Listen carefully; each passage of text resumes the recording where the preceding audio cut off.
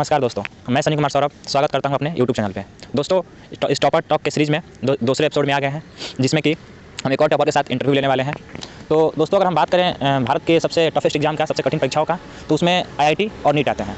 बात करें अगर IIT का, तो IIT में लगभग 12 लाख लड़के फॉर्म भरते हैं और अबाउट 60,000 सीट्स अवेलेबल हैं IIT और NIT और JFPI मिला के।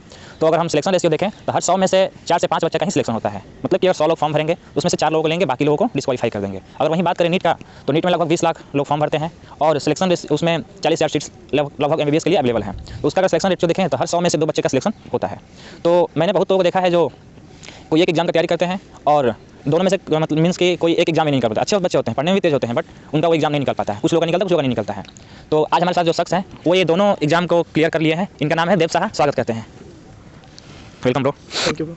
तो आइए हम अपना फेज 1 स्टार्ट करते हैं, जिसमें इनसे हम अपने इनके अर्ली लाइफ के बारे में पूछेंगे, जहाँ से इन्होंने कहाँ जन्म लिया, कहाँ से पढ़ाई स्टार्ट की, स्कूल लाइफ, हर चीज़ देखेंगे। तो आप एक्सप्लेन कीजिए।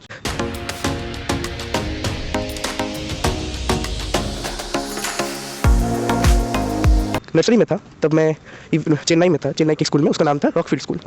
उसके बाद मैंने पापा के वर्क की वजह से मैं वहाँ पर 2 साल ही रह पाया।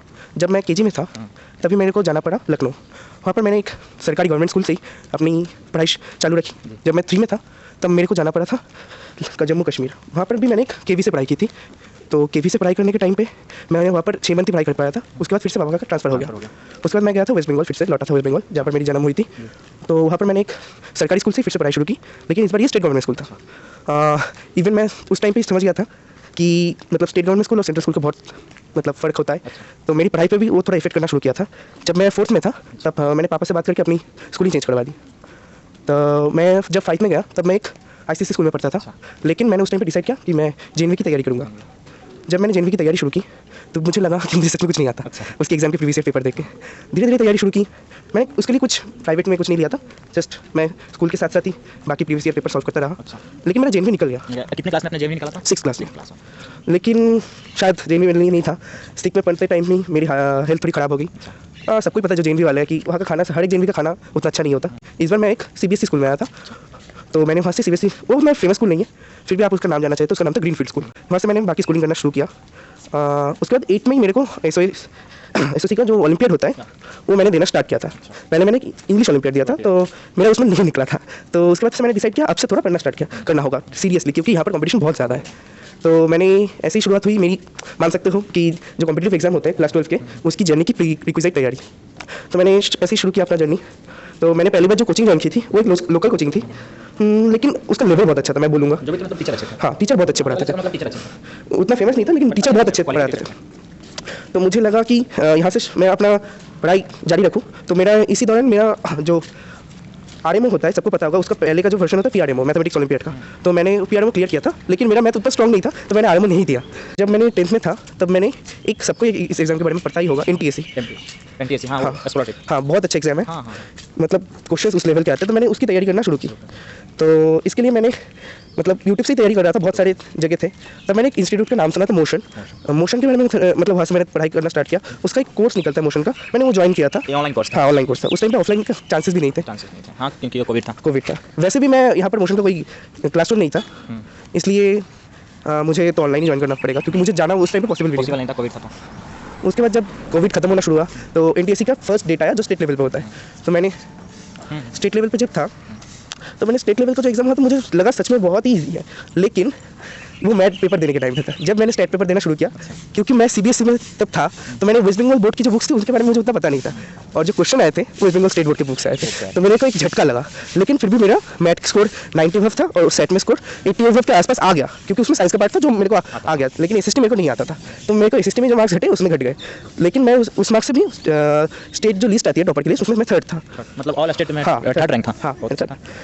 उसके बाद आया सेकंड जो स्टेज होता है पूरा, मतलब क्या बोलो, सेंट्रली जो होगा, उसके लिए मैंने थोड़ा प्रिपरेशन करना स्टार्ट किया, क्योंकि मेरे को पहली बार झटका लग गया था। लेकिन मेरे को पता था कि ये उतना इजी नहीं होगा जो सेंट्रली होता है। मैंने प्रीवियस ईयर पेपर जो एनालाइज किए थे, इसका मैथ बहुत लेंदी आता है, और इवन मैथ जिस बार दिया था वो उसमें सेट भी ले लिया गया था। इकोनॉमिक्स के एक एक क्वेश्चन, एक एक पेज जुड़ के थे। मुझे पूरा क्वेश्चन भी पढ़ना है, उसका टाइम मेंटेन भी करना है, उसके साथ सारे ऑप्शन भी सिलेक्ट करना है। फिर आगे भैया? तो मैंने ये मेरा जो एग्ज़ाम हुआ था वो मेरा एग्जाम हुआ था केवी में, केवी दमदम। जिनको पता है उनको पता है कि केवी दमदम बहुत अच्छा स्कूल है। तो मेरे को फर्स्ट बार एक्सपीरियंस हुआ कि मैं एक अच्छे स्कूल में एग्जाम देने आ रहा हूँ, क्योंकि इसके पहले जब भी मैंने एग्जाम दिए थे उतना अच्छा स्कूल नहीं था। उसके बाद मैंने पूरी तरीके से तैयारी शुरू की नीट की, लेकिन मेरे मन में एक डिज़ायर था कि मैं दोनों एग्जाम ही दूंगा। मैं 11th-12th में एक स्टेट गवर्नमेंट स्कूल में भर्ती हुआ था। कोविड के बाद मतलब उस टाइम पे पापा रिटायर भी हो गए थे, थोड़ा इकोनॉमिक इशू भी आ गया था थोड़ा, तो हमने डिसाइड किया कि स्टेट गवर्नमेंट स्कूल से पढ़ाई करेंगे, अपने जारी रखेंगे। और एक सुविधा मिली थी, जिनको पता है कुछ स्टेट गवर्नमेंट स्कूल आपको ये सुविधा देंगे कि हाँ आप इसको डमी स्कूल रख के बाकी तैयारी कर पाएंगे घर पे बैठ के। नहीं तो ये हम लोग में भी होता है। हम लोग का जैसे बिहार बोर्ड है तो हम लोग का बस स्कूल में नाम चलता है और हम लोग घर पे अपना पढ़ाई करते हैं, बस कोई स्कूल जाना नहीं होता है। हाँ सर, प्रैक्टिकल के लिए जाना होता था थोड़ा लास्ट में कल एग्जाम के लिए। तो मुझे वो सुविधा मिल गई थी, तो मैंने अपनी पढ़ाई जारी रखी। मैं फिर से अपनी IIT और नीट की जर्नी पे आता हूँ। तो नीट का जब मैंने पहली बार एलन का एक मॉक टेस्ट लगाया था, मैं कोई कोचिंग नहीं ज्वाइन की थी, मैं ये बोल देता हूँ पहले। तो अभी हम फेज 2 में आ गए हैं, जहाँ इनसे इनका प्रिपरेशन से रिलेटेड बातें करेंगे, देखेंगे कहाँ से कैसे प्रिपेयर किया, कैसे उसको मैनेज किया, किस टाइम टेबल को फॉलो किया। तो अभी आप अपने जो जेईई और नीट का प्रिपरेशन था उसका ओवरव्यू थोड़ा दे दीजिए। मैंने पहले ही बोला था, जब मैं NTC देने गया था तो एक शख्स से मेरी मुलाकात हुई थी, उसका नाम था शेख जैन। उसने ही मेरे को बोला था कि उसने 7 से FIIT में तैयारी करना शुरू किया था फाउंडेशन कोर्स के लिए। तो उसी दौरान मुझे पता चला कि ऐसा भी कुछ एग्जाम होता है। तो मेरे को पहले लगा इंटरेस्टिंग, उसके बाद आया डर, क्योंकि उसका हाई कंपटीशन पहली बात थी और high volume of syllabus cover करना होता है। तो मैंने जब 11th में आया मैं तब मतलब 10 में सबको ही पता कि हमारे टाइम में कोई एग्जाम नहीं हुआ था, 10 बोर्ड नहीं हुआ था, तो हमें मार्क्स मिल गया 11th में। कितने मार्क्स मिले थे? 99.4%, क्योंकि सबको पता है कैसे मार्क्स मिले थे, तो मैं उसमें ज़्यादा नहीं जाऊँगा। और इसके बाद जब मैं 11th में आया तो उस टाइम पे पापा रिटायर हो चुके थे, तो हमें कुछ इकोनॉमिक प्रॉब्लम्स आई थी उस टाइम पे। तो हमने डिसाइड किया कि हम स्टेट गवर्नमेंट स्कूल ज्वाइन करेंगे, और उसमें एक सुविधा भी थी कि स्टेट गवर्नमेंट स्कूल ज्वाइन करने पर हम उसे डमी स्कूल रख सकते हैं, मतलब आपको जाना नहीं होगा, क्लासेस नहीं करनी होगी, बस क्लासेस नहीं प्रैक्टिकल होगी, एग्जाम सिर्फ प्रैक्टिकल्स और एग्जाम्स के लिए जाना होगा। हाँ, ऐसा तो हम लोग बिहार बोर्ड में होता है। तो ये मेरे लिए बहुत अच्छा हुआ। तभी तक मेरा उतना प्लान नहीं था कि मैं IIT JEE और नीट के लिए तैयारी करूँगा, क्योंकि मेरे को उस टाइम पे एक एग्जाम के बारे में भी पता चला था, उसका नाम था KVPI। तो मैंने 11th में KVPI के लिए तैयारी करना स्टार्ट किया था। तो उस टाइम पे मेरे को पहले तो लगा था मेरे पास उतना टाइम नहीं है, क्योंकि 3 मंथ में एग्जाम था, तो मैंने जितना तैयारी हो सकता है उतना करने की कोशिश की थी। तो लेकिन कोविड की वजह से फिर से वो 2 बार डिले हुआ। तीसरी बार जाके हुआ तब हम 11th के लास्ट तक ऑलमोस्ट पहुँच चुके हैं। तो मैंने जब तीसरी बार वो एग्ज़ाम देने की गया, तो मैंने जब प्रीवियस ईयर पेपर एनालिसिस किया था, तो मुझे लगा कि ये एग्ज़ाम पूरा फिजिक्स केमिस्ट्री ओरिएंटेड है, और जो मैथ्स आता है वो मतलब अब ऐसा होगा कर ही नहीं पाओगे कुछ क्वेश्चन, और नहीं ऐसा होगा तो वो बहुत ईजी होगा।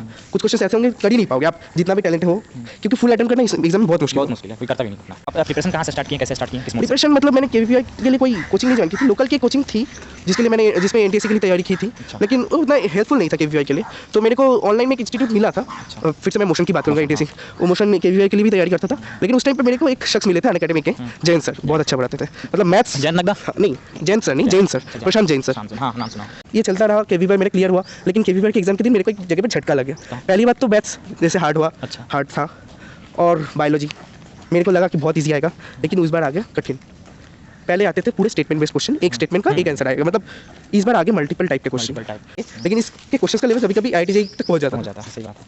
तो मैंने एग्जाम उसके बाद IISc नहीं निकला, मेरा 600 के करीब रैंक आया था, उसका थोड़ा अपलिफ्ट होकर मेरा मतलब लास्ट जो रैंक आती है वो 528 के करीब आई थी। तो मैंने डिसाइड किया, तो मेरा जब IISc नहीं निकला तो मैं अब प्रिपरेशन करूँगा IIT JEE के लिए। मेरा जब प्रिपरेशन का फर्स्ट मंथ था तभी मैंने एक मॉक टेस्ट देने की कोशिश की, लेकिन मेरा उसमें मैथ्स में -8 स्कोर है। अच्छा। वो देख के मैं समझ गया IIT JEE के लिए मैं प्रिपरेशन करूँगा तो मेरा कोई श्योरिटी नहीं है, मतलब मेरा पहली बार में निकलेगा इसकी कोई श्योरिटी नहीं है। तो मैंने डिसाइड किया कि चलो अब नीट की भी तैयारी शुरू किया जाए। आप मतलब एम्स की तैयारी करोगे तो आपको सभी अच्छे से करना होगा, बायोलॉजी मोस्ट इंपोर्टेंट हो जाता है। हाँ ये तो सबसे बड़ी, और एम्स की तैयारी करोगे तो सब कुछ करना होगा आपको, मतलब उसमें आजकल कट ऑफ तो 700 के ऊपर जाता है, 700 तो जाता है, मतलब 700 से कम में बात ही नहीं होता भाई। 720 में 700 से ऊपर। पहले एक टाइम पे जब आप 650 भी ले आओ तो बट एज मतलब कंपटीशन बढ़ता जा रहा है ना, लोग बहुत ज़्यादा बढ़ता जा रहा है। एक टाइम पे मुझे लग रहा है कि 50 लाख बच्चे नीट देंगे, ऐसा भी होगा, श्योर होगा। हर साल 3 लाख 4 लाख लोग बढ़ जा रहे हैं। तो ठीक है, मैंने डिसाइड किया बायोलॉजी पढ़ना स्टार्ट करते हैं। मैथ्स को साइड में रख के मैंने फिजिक्स केमिस्ट्री पूरा एकदम JEE एडवांस के लेवल की तक प्रिपरेशन की तैयारी कर ली थी, मतलब उस लेवल तक पढ़ना स्टार्ट कर दिया था, उस तरीके के क्वेश्चन लगाने स्टार्ट किए थे। तो इस टाइम पे मेरे को बहुत हेल्प किया था, अब बोल सकता हूँ अनअकैडमी के जो JEE लाइफ का चैनल होता है उसका फिजिक्स केमिस्ट्री मैंने बहुत फॉलो किया था, और नीट के लिए जो बायोलॉजी होता है उसके लिए मैंने फिजिक्स वाला फॉलो किया था। मैंने यूट्यूब से अपनी प्रिपरेशन जारी रखी। 12th के शुरू में भी नहीं, मैं मिडिल में बोलूँगा, तो मैंने एलन का एक मॉक टेस्ट लगाया, सिर्फ मॉक टेस्ट देने वाला प्रोग्राम होता है। तो मैंने जब एलन का पहली बार मॉक टेस्ट लगाया था उसमें 720 में मेरे 353 थे। मतलब मैंने उस टाइम पे समझ गया था, जब वहाँ पर मेरा जब रैंक देखा था, मैं जस्ट सेंटर में मेरा रैंक था 58 के आसपास। तो मैंने आप तो समझ गया कि कहाँ पर मैं गिर गया हूँ, अब कैसे निकलना है, अब उसकी जर्नी शुरू होती है। अब 300 से 700 तक की 600 तक की जर्नी में। तो मुझे बायोलॉजिकल क्लासिफिकेशन पहली बार जब मैंने खत्म किया था, और मेरे को 1 मंथ लग गया था सिर्फ बायोलॉजिकल क्लासिफिकेशन पढ़ने में, तो मेरे को लगा कि बहुत खत्म हो गया। तब तक मेरे 2 और मॉक टेस्ट हो गए थे, उसमें थोड़ा मैंने बायोलॉजी फिजिक्स और केमिस्ट्री में थोड़ा फोकस किया था, तो मेरा मार्क्स थोड़ा इंक्रीज हुआ था। कितने तक एक बार 413 था और एक बार 431 था। तो आप सोच भी सकते हो इससे कुछ नहीं घंटा फर्क नहीं पड़ेगा। पढ़ने वाला 500 भी तो नहीं पढ़ने वाला था। लेकिन फिर भी मेरे को थोड़ा बूस्ट मिला, हाँ हाँ, थोड़ा सा कॉन्फिडेंस तो मिला ही होगा। लेकिन मेरी स्टैंडर्ड में जो रैंक थी अब वो आ चुकी थी अराउंड 30 के अंदर। अब जब मैं सोच सकता हूँ कि 58 टू 30 के अंदर आना हाँ, अब यहाँ से कुछ मोटिवेशन बना होगा आपका। बहुत ज़्यादा मोटिवेशन बना होगा। लेकिन इस दौरान मैं बोल सकता हूँ कि मेरी फैमिली बहुत साथ दिया था। जल्दी। 2 मंथ के अंदर 11th क्लास और 12th तो चल ही रहा था मेरा। चल ही रहा था। तो मेरे फर्स्ट के जो चैप्टर्स थे, मतलब जेनेटिक्स मैंने छोड़ के रखा था और बायोलॉजिकल क्लासिफिकेशन मैंने छोड़ के रखा था। रखा था कि बाद में पढ़ेंगे। मतलब वो थोड़े हार्ड चैप्टर भी है, हाँ। थोड़ा बड़ा चैप्टर भी है और हार्ड चैप्टर भी है। आपको उसके लिए मैंने जेनेटिक्स मैंने स्टार्ट किया, मैंने डिसाइड किया कि ठीक है दोनों हार्ड चैप्टर है तो मैं दोनों को साइड बाई साइड थोड़ा थोड़ा करके कंप्लीट करूँगा। तो मैंने जब ह्यूमन रिप्रोडक्शन पढ़ना स्टार्ट किया तो मैं उसके पहले ही मतलब जो पहले के जो चैप्टर्स होते हैं, एक प्लांट रिप्रोडक्शन होता है और इन जनरल रिप्रोडक्शन होता है, वो खत्म कर चुका था। तो मैंने ह्यूमन रिप्रोडक्शन मैंने सिर्फ एनसीईआरटी से नहीं पढ़ा था, मैंने डिसाइड किया थोड़ा अच्छे लेवल पे पढ़ूंगा। तो आप फिजिक्स वाला की जो ऑनलाइन क्लासेस है आपको रेफर कर सकते हैं, जो यूट्यूब पे अवेलेबल है। एक बात बताइए, जैसे कि नीट के लिए जो बायोलॉजी होता है वो एनसीईआरटी लेवल का चाहिए होता है, तो आपने एक्स्ट्रा पढ़ने की क्या जरूरत है? क्योंकि आपको कुछ कुछ क्वेश्चन ऐसे आते हैं एनसीईआरटी लेवल के होने के बाद भी आपको एक्स्ट्रा नॉलेज चाहिए, नहीं तो आप कर नहीं पाओगे। आपको लगेगा हाँ एनसीईआरटी का ही है ये, लेकिन आप कर नहीं पाओगे। मतलब कहीं ना कहीं एक ऐसा भी ऑप्शन आ जाएगा आपको पूरा कंफ्यूज कर देगा। अब तो ऐसा भी क्वेश्चन आते हैं only first two, only third and fourth, ऐसे ऑप्शन भी आने के चांसेस हो जाते हैं। उसका नन ऑफ दिस भी आते हैं। मेरा इस दौरान मैंने जब आकाश का पहली बार मॉक टेस्ट लगा था, सबको पता होगा कि एलन का जो मॉक टेस्ट होता है थोड़ा कंपेरेटिवली आकाश से ईजी होता है, लेकिन वो नीट के लेवल पे बहुत समझ सकते हो। आकाश जो करता है कि वो नीट के ऊपर रखता है, जो मॉक टेस्ट का लेवल होता है अच्छे क्वेश्चंस देता है। तो मेरा उसमें मतलब मुझे भी शर्म आ रही है, इतना कम मार्क्स आया था, 280 के करीब आया था, इतना बहुत खराब आया था। मतलब क्योंकि उसका लेवल हाई था तो फिर तो मतलब मुझे पता ही नहीं था। और इवन एक बात होती थी, आकाश के मॉड्यूल से बहुत सारे क्वेश्चन उठाते थे और मेरे पास आकाश का मॉड्यूल नहीं था, तो मेरे बहुत सारे क्वेश्चन छूट गए, उसमें छूट गया। बहुत सारे क्वेश्चन। कहीं ना कहीं ये भी रीजन रहा होगा कम नंबर आने का। हाँ वो तो एक रीज़न था ही, एनसीईआरटी बेस्ड नहीं था इसलिए थोड़ा प्रॉब्लम आ गया था मेरे लिए। उसके बाद मैंने सोचा ठीक है चलो अब आकाश का मॉक टेस्ट ऐसा लेवल पर आ रहा है तो मैं उस पर ज़्यादा नहीं फोकस करता। अब मैं ज़्यादा फोकस करता हूँ एलन के मॉक टेस्ट पे, क्योंकि आकाश का लेवल वो लास्ट में जाकर वो ठीक कर देते हैं। जब नीट आसपास आता है तो नीट के लेवल पे क्वेश्चन आता है। तो मेरा आकाश में ऐसे चलता रहा, थोड़ा बड़ा, कभी 400 के करीब गया, कभी 400 के ऊपर गया। लेकिन मेरा एलन का जो मॉक टेस्ट था उसमें मैंने अब 550 के ऊपर लाना मैंने स्टार्ट कर दिया था। तो कहीं ना कहीं एक आस दिख रही हो कि हाँ हो अब जाएगा। आज दिख रही थी हाँ मेरा नीट क्लियर हो सकता है। मतलब तुम्हारा इसमें 400 के करीब आ जाए तुम सोच लेना तुम्हारा नीट क्लियर हो सकता है। तो मेरे को और भी एक आस जाग गया और एक motivation एलन में मिल गया। 550 के ऊपर, इसमें 400 के ऊपर आ रहा है, तो मैंने सोचा ठीक है अब मोटिवेशन मिल गया है कि मैं कर सकता हूँ। जैसे ये बात सर लोग ने बोला होगा और थोड़ा सा अंदर से बूस्ट मिला होगा। अब जब पहला जेई का अटेम्प्ट आया तो मैंने डिसाइड किया पहले का जेई का अटेम्प्ट नहीं दूंगा मैं। जेई का सेकंड अटेम्प्ट आ रहा है तो मैं उसमें अटेम्प्ट लेना है जब, तो मेरा थोड़ा मैथ्स का उसमें 99.5 के ऊपर रखोगे दोनों में ही, तो आपका ओवरऑल परसेंटेज 99 प्लस हो जाएगा। 99% प्लस हो हुआ जाएगा। फर्स्ट अटेम्प्ट में मेरा जब रिजल्ट आया था तो मैं एक्सपेक्ट कर रहा था 98 के ऊपर आ जाएगा परसेंटेज, तो ठीक है क्वालीफाई हो जाएगा, कोई अच्छी एनआईटी मिल जाएगी। तो इवेंचुअली मेरा शिफ्ट थोड़ा मुश्किल था तो मेरा 99.2375 परसेंटेज आ गया था। मैं ये पूछना चाहता हूँ कि इसी टाइम पे आपका बोर्ड्स एग्जाम भी हुआ था हाँ। और कुछ मंथ बाद आपका नीट एग्जाम भी होने वाला था, तो आप उसको कैसे मैनेज कर रहे थे? बोर्ड्स की बात करें तो बोर्ड्स के लिए मैंने इवेंचुअली उतनी अच्छे से पढ़ाई नहीं की थी, लेकिन मेरे माइंड में था कि कॉन्सेप्ट तो मेरे रेडी है, तो मेरे को अब जस्ट बोर्ड्स के लिए जो पीवीसी क्वेश्चंस में जो जैसा पैटर्न होता है बड़े क्वेश्चंस लिखने की थोड़ी आदत डालनी पड़ेगी, थोड़ा सब्जेक्टिव होना पड़ेगा। ऑब्जेक्टिव से उतना मुश्किल नहीं था, क्योंकि मैंने जब अपनी तैयारी की थी तब मैंने उतना मतलब तुक्का नहीं लगाने की आदत रखी थी। मैं हर एक क्वेश्चन को सॉल्व करने की कोशिश करता था, दिमाग में हो पेपर में हो मैं सॉल्व करने की कोशिश करता था। सारे स्टेप्स मेरे आते थे। आप ये ऑब्जेक्टिव से सब्जेक्टिव होने में कितना मंथ का तैयारी लगाई? जैसे कोई एक मंथ पहले स्टार्ट करता है, कोई मंथ पहले। मतलब मैंने बोर्ड्स की जब तैयारी की मैंने अराउंड बोर्ड्स के पहले टाइम दिया था कितना? 20 दिन। अब मान सकते हो आप 20 दिन में पूरा मतलब सब्जेक्टिव से ऑब्जेक्टिव होने हो गया था, क्योंकि मेरा जब ऑब्जेक्टिव भी था उसमें मैं थोड़ा डिस्क्रिप्टिव वे में ही करता था, जल्दी करता था लेकिन डिस्क्रिप्टिव वे में माइंड में चलता था। तो मेरा 20 दिन में ही हो गया था। उस टाइम पे मेरे को थोड़ा स्टेट बोर्ड में था तो मेरे को हिंदी और इंग्लिश करनी पड़ी थी। लोग लग सकता है कि 20 दिन में हिंदी इंग्लिश कैसे इतना अच्छे से पढ़ सकते हो। आपका प्रिपेयर प्लान होगा, आपका आइडिया होगा कि कैसे क्वेश्चन आ सकते हैं, और आप नीट जेईई की तैयारी कर रहे हैं तो आपको ऐसे आदत हो जाती है कि आपको मतलब एक प्रिपरेशन माइंड में करना, जल्दी से कुछ चैप्टर्स में करना, ये सब हो जाता है। प्रिपरेशन का तो माइंड डेवलप हो जाता है कि आप 20 दिन 25 दिन में कुछ भी तैयार कर सकते हैं। हाँ 12th में मेरा थोड़ा परसेंटेज कम था, 98.4%। नहीं तो फिर तो डिसेंट था ना। हाँ मतलब हाँ आईटीजेई और नीट की तैयारी करें और 98 ठीक ठाक परसेंट। मैं पूछना चाहता हूँ कि जेईई मेंस के सेकंड अटेम्प्ट में कितने परसेंटाइल बने थे? 99.2375। अच्छा, all India rank? All India rank 8000 करीब थी, मेरा एग्जैक्ट नंबर याद नहीं है, मेरे को परसेंटाइल याद था। और इवेंचुअली मैं इतना याद भी नहीं रखना चाहता था, क्योंकि मेरा मेन मोटिव था कि नीट में अच्छा रैंक लाना। मैं ये पॉइंट पर आपके पास दो ऑप्शन थे, या तो नीट देना या तो फिर जेईई एडवांस देना, तो आप यहाँ पे कैसे क्या आगे किए? हां से मेरे को तो नीट देना ही था, और जेईई एडवांस जैसे कि नीट के बाद था तो मेरे को लगा ठीक है जेईई एडवांस भी दे देते हैं। पहला फोकस नीट पे था। हाँ ये इवेंचुअली मेरा 12th से ही मैंने स्टार्ट कर दिया था, नीट पे ज़्यादा फोकस रखेंगे। तो अब आप यहाँ से नीट की प्रिपरेशन तक की जर्नी बताइए। तो 3 मंथ मेरा एकदम मोटो बन गया था कि रिवीजन करना है हर एक दिन, एकदम पूरा डिसाइड कर लेना कि फिजिक्स केमिस्ट्री और बायोलॉजी का एक एक चैप्टर ऐसे छांट के, उसके लिए मैंने एक इनिशिएटिव नीचे उड़ाती है। जो लोग मतलब नीट की प्रिपरेशन कर रहे हैं उनको पता होगा, बहुत अच्छी बुक है। मतलब वो लास्ट कौन सी पब्लिकेशन की है? इवेंचुअली पब्लिकेशन उसका ऐसे नहीं है, उसका एक यूट्यूब चैनल आता है एनआईटी निचोड़। नहीं मतलब एनसीईआरटी निचोड़। एनसीईआरटी निचोड़ हाँ, उनका एक यूट्यूब चैनल, वही बुक निकालते हैं। उनका इवेंचुअली पब्लिकेशन मेरे को याद नहीं है, लेकिन आपको आप एनसीईआरटी नीचे लिखेंगे कोई भी ऑनलाइन वेबसाइट में मिल जाएगा और सबको पता ही है ये बुक इतनी फेमस हुई है कि सबको पता है। मैंने वो बुक फॉलो की थी रिवीजन के लिए। मतलब उसमें हर एक चैप्टर को एनसीईआरटी की लाइन को इतनी सुंदर से छाट के जो जहाँ से क्वेश्चन आ सकता है वैसे लिखा होता है कि आपको मतलब और कुछ पढ़ने की जरूरत नहीं। आपको एनसीईआरटी बार बार पढ़ना ये ठीक है, लेकिन एनसीईआरटी को सिर्फ बार बार पढ़ने से आपको मतलब डिमोटिवेट हो जाएंगे। तो थोड़ा और बुक्स जहाँ पर एनसीईआरटी का कंटेंट रहता है वैसे पढ़ेंगे तो थोड़ा आपको एक्स्ट्रा नॉलेज भी मिलेगा, क्वेश्चन का आइडिया भी मिलेगा और पढ़ने में मजा भी आएगा, एक्साइटमेंट भी होगा। ऐसे बार बार पढ़ के एक ही चीज़ को बोल। हाँ, ये बात तो सही है। तो अभी आप जब नीट का 1-2 मंथ बचा था तो उसमें आपका क्या स्ट्रेटजी रहा वो शेयर कर दीजिए। ये तो रिवीजन चलता रहा मेरा जैसे चल रहा था और मैं ना फुल मॉक टेस्ट लगाना शुरू कर दिया था।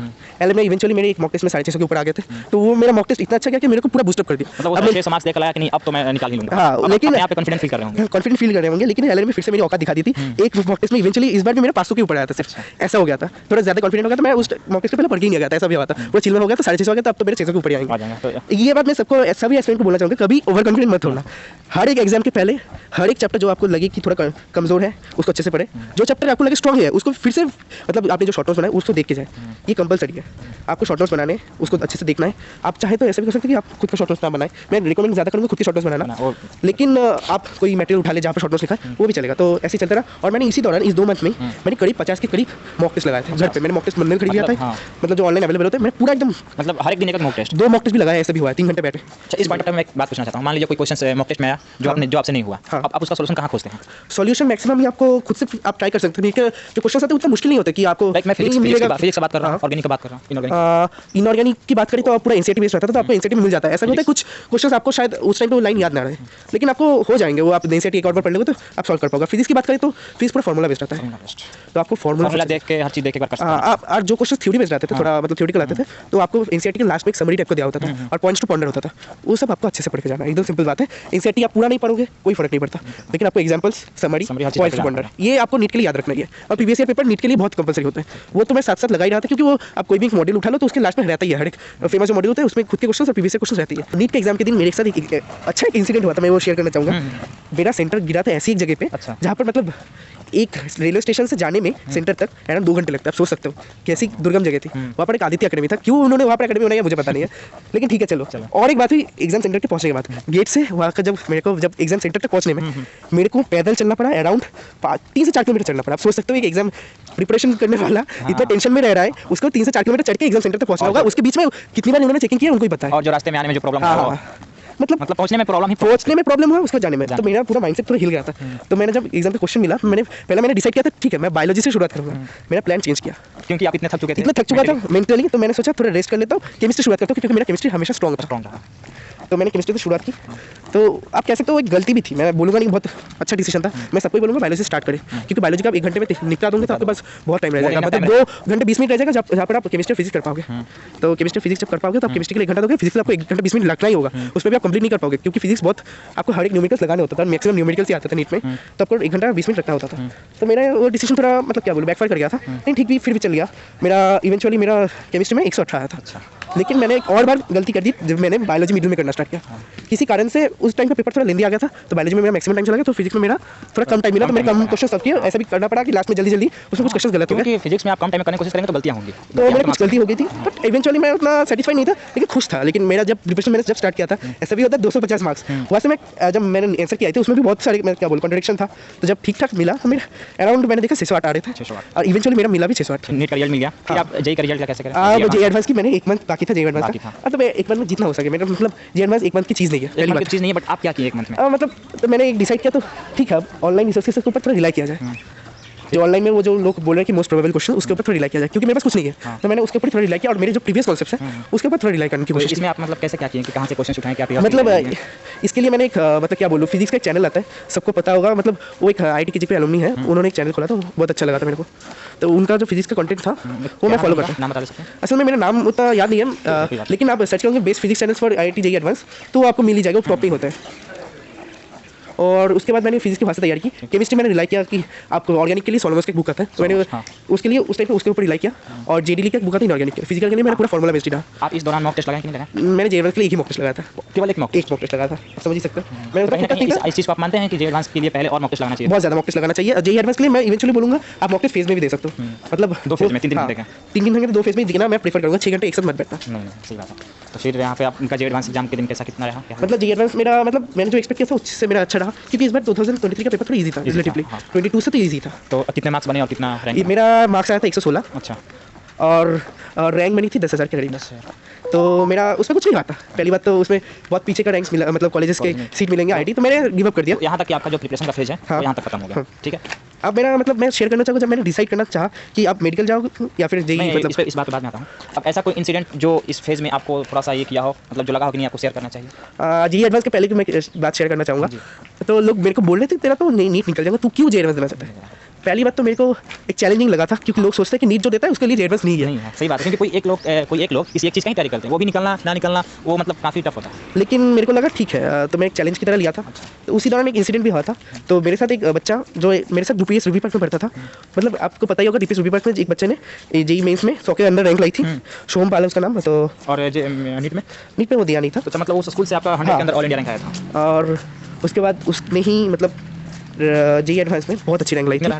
अबाउट उसने 300 के अंदर रैंक लाई थी। तो मेरे को लगा कि ठीक है वो ला सकता है, तो मैं भी थोड़ा ट्राई कर सकता हूँ। एक मोटिवेशन मिला था उससे, क्योंकि उससे मेरी थोड़ी बातचीत भी होती थी बहुत पहले। मतलब बहुत पहले होती थी, मिडिल में छूट गई थी, ग्रुप के थ्रू बातचीत हुई थी। वो बहुत पढ़ने वाला बंदा था, सिंपली बोलूँ तो मेरे को लगा था ठीक है देख लेते, दे देते हैं जो होता है। तो मेरा इवेंचुअली मैंने ऐसे ही मोटिवेशन मिला था। एक मतलब लाइफ में आपको कुछ बंदे मिल जाएंगे जो मोटिवेट करेंगे। मतलब ऐसा नहीं वो मोटिवेशन स्पीच देंगे, लेकिन आपको उसको देख के मोटिवेशन आएगा, हाँ ये कर सकता है तो यहाँ से मैं भी कर सकता हूँ। और एक सर की मैं बात करना चाहूँगा फिजिक्स वाला के, वो ऑर्गेनिक पढ़ाते थे, उनका नाम मैं भूल गया हूँ। मतलब ऑर्गेनिक में रोहित अग्रवाल। हाँ रोहित अग्रवाल, उनसे तो मैं भी पढ़ाऊंगा ऑर्गेनिक। मतलब एडवांस के लिए वो बहुत अच्छा टीचर है मेरे नज़र में, एडवांस के लिए बेस्ट टीचर है। हाँ इवेंचुअली मेरे को उन्होंने काफ़ी मोटिवेट किया था। हाँ मोटिवेशन करते थे, लेकिन पढ़ाने का जो था ना बहुत बेस्ट था। तो मेरे को वहाँ से भी मोटिवेशन मिला था। तो यही दैट्स ऑल। और मेरे को जब चूज़ करने का आया था मेडिकल, उस पे आता हूँ। ओके। इनका जेई मेंस का जो रिजल्ट था उसमें लगभग 8,000 रैंक था ऑल इंडिया, और जेई एडवांस में कितना था? 10,000 रैंक था, और नीट में 608 मार्क्स थे। तो अब उसके बाद इन्होंने कैसे 90 आउट क्लेम आया, यहाँ से ये बताएंगे। तो जैसे नीट जेई मेन का काउंसलिंग पहले शुरू हो जाता है, तो मैंने उसमें अप्लाई कर दिया था। तो मेरे को एक बात लगी थी कि मेरे को टॉप 3 एनआईटी या फिर आईआईटीज़ में जाना है। तो मैंने बाकी के एनआईटीज़ छोड़ दिए थे, टॉप 3 एनआईटीज़ में सीएससी और ईसी के लिए अप्लाई किया था। इस पॉइंट ऑफ टाइम में आपके पास ये ऑप्शन नहीं था कि मैं नीट एमबीबीएस के लिए जाऊँ कहीं? हाँ नहीं, उस टाइम पर तो अभी तक काउंसलिंग शुरू नहीं हुआ था, तो मैंने काउंसलिंग उसमें भी पार्टिसिपेट किया था। लेकिन एक बात बोल सकते हो कि मेरा मेडिकल पढ़ने के लिए जो मेरे को ईजी लगा था, मैं इसलिए मैं गया था, सिंपली बोलूँ तो। लेकिन मेडिकल में मेरा इंटरेस्ट नहीं आता। जब मैंने उसका करिकुलम देखा था, 5 साल का होता है, उसके बाद आपको 3 साल का एमडी करना होता है, उसके बाद आपको स्पेशलाइजेशन करना होता है। बहुत लॉन्ग प्रोसीजर था, मेरे पास उतना पेशेंस नहीं था। पहली बात तो 11th में मेरा इतना मतलब क्या बोलूँ, मैं पूरा उठ गया था ऐसे पढ़ते मेरे को लगा था 10 साल में पढ़ नहीं पाऊंगा, इसलिए मैंने सिंपली इंजीनियरिंग चूज़ की थी। उसके बाद एक और रीज़न था, मेरे को मतलब एमबीए करना था। तो मेरे एमबीए आप मेडिकल से जैसे भी कर सकते हो, लेकिन मेरे को लगा कि ठीक है ये ऑप्शन ज़्यादा इजी होगा मेरे लिए। तो आपने सोचा कि इंजीनियरिंग कर लेते? हाँ इंजीनियरिंग कर लेते। तो मैंने इंजीनियरिंग शुरू की। शुरू करने के लिए मेरे पास ऑप्शंस थे ये 3, मतलब एनआईटी और आईआईटी की बात करूँ तो मुझे बहुत पीछे के ब्रांचेस मिले थे। मैंने प्रोबेबल रैंक देख के भी जो लगाया था, उसमें मेरे को आईटी केजीपी में टॉप 7 जो आईटीज़ होते हैं उसमें शायद मतलब एग्रीकल्चर मिला था आईटी केजीपी में, और बाकी के तो पीछे के कॉलेजेस है उसमें बीएसडीडी मिली थी, जो मतलब बेसिक साइंस जो इनमें कोई भी इंटरेस्ट नहीं था। मुझे सीएससी या फिर ईसी चाहिए थी, ज़्यादा इसी में मेरा फोकस था। इवेंचुअली मेरे को सीएससी मिलता तो मैं शायद नहीं लेता। इवेंचुअली मेरे को इसी क्यों इतना अच्छा लगता है कि इलेक्ट्रॉनिक्स मेरा फेवरेट सब्जेक्ट है। और मैंने जब मतलब 9th में था, तब मैंने एम्बेडेड सिस्टम्स जो बहुत हाई फाई टॉपिक होते हैं, लेकिन उसमें एक छोटा काम किया था, इसलिए मेरे को पता है कि हाँ इसी इंटरेस्टिंग है। और आप कह सकते हो इसी एक एवरग्रांड ब्रांच भी है, तो इसको चूज़ करना हमेशा ही अच्छा रहता है। तो मैंने ऐसे चूज़ किया था। तो इवेंचुअली मेरा फर्स्ट राउंड में आया था आईआईटी, जो मतलब मैंने आईआईटी फील किया था। तो आईआईटी में बीएचयू में मेटलर्जी आ गया था।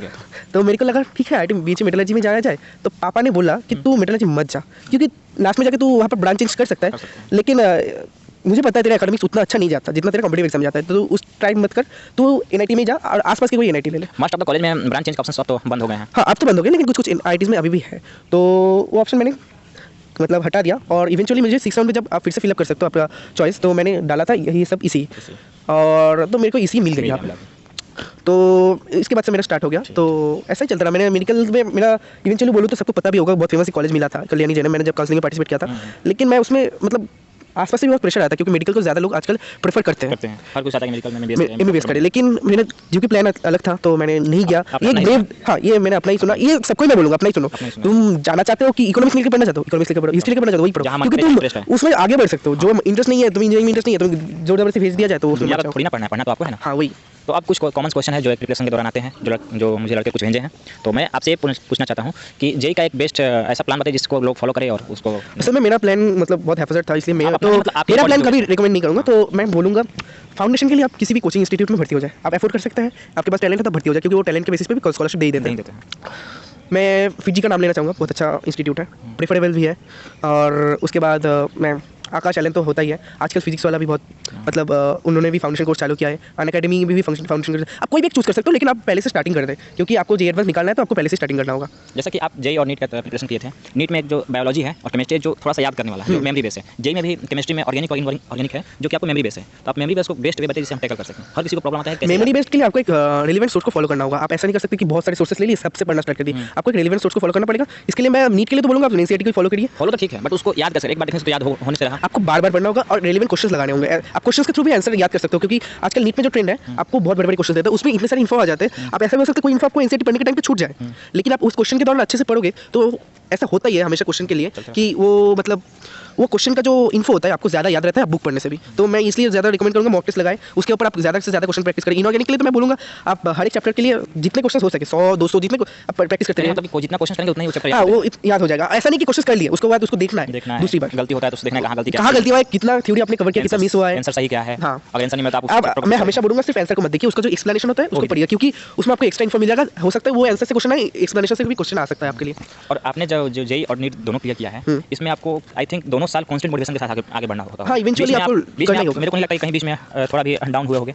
डाउन तो कभी नहीं हुए होगे। मार्क्स कम आने पर तो डर थोड़ा सा डाउन ना, बट एक कांस्टेंट मोटिवेशन के साथ आप आगे कैसे बढ़ते हैं उसका कुछ बताइए। आपको फैमिली का सपोर्ट होना चाहिए, एकदम सिंपल बात है। होता है, बट होता है ना कि कांस्टेंट मोटिवेशन। हाँ, मार्क्स कम आया, अच्छे से पढ़ा, तो फिर कुछ दिन बाद मोटिवेशन डाउन हो गया, उसके लिए क्या? उसके लिए अब मैं एक सजेस्ट करूँगा, आप थोड़ा एक्स्ट्रा करिकुलम कुछ रखें। सिंपल बात है, आप खेल कूद करें थोड़ा, मतलब अब मुझे पता है कि उतना टाइम नहीं मिलेगा, शाम का आधा एक घंटा खेल कूद कर लीजिए, या फिर आजकल आप वेब सीरीज भी देख सकते हो। ऐसा नहीं है वेब सीरीज देखना बुरी बात है, मैं इवेंचुअली बोलूँगा आपको थोड़ा फ्रेश मूड में लेके जाएगा, तो आप देख सकते हो, लेकिन ज़्यादा टाइम मत देना, उसकी लत मत लगाना। आधा या 1 घंटा, इससे ज़्यादा, एक से ज़्यादा नहीं। हर दिन आप देखिए थोड़ा थोड़ा करके, तो आपको पढ़ने के लिए थोड़ा मोटिवेशन मिलेगा। हाँ, ऐसा मेरे लिए भी हुआ था, मतलब मैं हर दिन एक मूवी देखता था रात को, तो मेरे को ये लगता था कि हाँ इतना तक कंप्लीट करना, उसके बाद मुझे मूवी देखनी है, तो मैंने एक डेली टारगेट सेट कर लिया था। थोड़ा सा मूवी देखते थे माइंड फ्रेश करने के लिए। ये मैं हर रात को ही देखता था, तो मेरे और ऐसा भी होता है, मतलब आपको माइंड फ्रेश रखना ही होगा, क्योंकि बहुत टफ एग्जाम है। आप माइंड फ्रेश नहीं रखोगे तो आप डिमोटिवेट होकर छोड़ ही दोगे।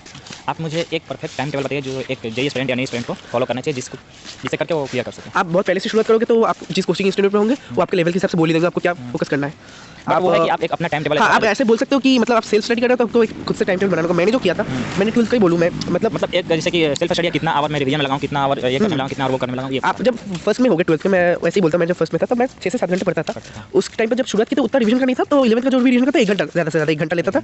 उसमें मैं 2 सब्जेक्ट कवर करने की कोशिश करता, आधा घंटे में जितना रिवीजन, मतलब एक चैप्टर का हाफ हो 1/3 हो वो कर लेता था। जब वो मिडिल फेज शुरू हुआ, जब मैंने मॉक टेस्ट लगाना शुरू किए, तब आपको हर दिन मॉक टेस्ट के हिसाब से आपको पूरा रिवीजन करके जाना है। खत्म नहीं हुआ चैप्टर तो उसको अच्छे से पढ़ के जाना है। और नेक्स्ट दिन ऐसा होता था हमारे वहाँ पर शफलिंग करके मॉक टेस्ट होता है। लिंक जो मॉक टेस्ट दिया है उनको पता है कि प्रीवियस कुछ टॉपिक्स उसके अंदर इंक्लूड कर देते थे नेक्स्ट मॉक टेस्ट के लिए, तो उसके लिए आपको वैसे प्रिपरेशन करना होता था, तो आपका रिवीजन हो ही जाता था।